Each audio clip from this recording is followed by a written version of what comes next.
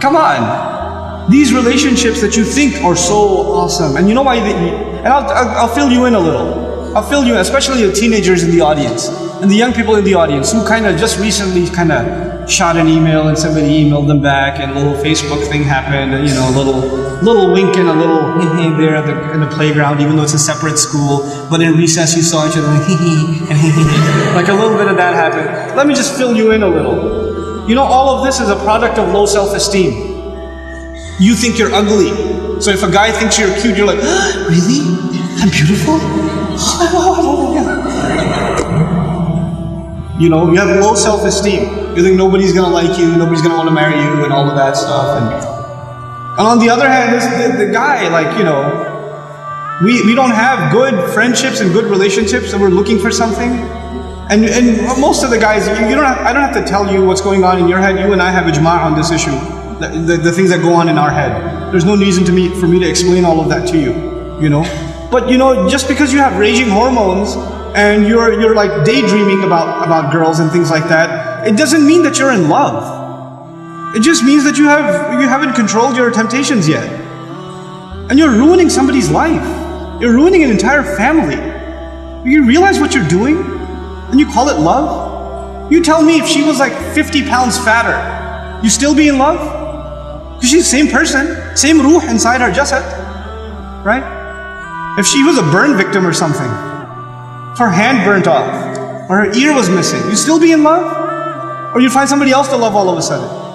And if you can't answer that question honestly, then come on, you're not in love, you're just hormonal. That's all you are, you know? This is what we've done to relationships that are supposed to be beautiful. Marriage is supposed to be a beautiful relationship. It's supposed to be a lifelong relationship. But because you're watching all of these models on TV and stupid, like, you know, women that are just throwing themselves at men and all this stuff, and you've developed this delusional concept of what it means to have love in your life. Delusional concept. Our deen came to free the world from this nonsense. To free it, because we have a more mature understanding of what it means to have love in your life. You know, to have. I'm not saying you shouldn't marry someone you like. You should. You should be attracted to your future spouse. All of those things are fine, but there's a decency that you have to exhibit before then. You know, and if you're okay with talking to a girl like that, you should be okay with somebody talking to your sister. You're okay with that too? Not if you have any ounce of decency left inside you. If you do, then, you know, this is how we have to end these things. And now if you've been in that kind of relationship, or you're in one of those relationships right now, nobody knows. Only Allah knows and you know. Don't raise your hand, please. Right? What I'm saying, you're like, oh, after today's lecture, I have decided I no longer want to be your friend. You know, don't even write that, because even then you're looking for a response.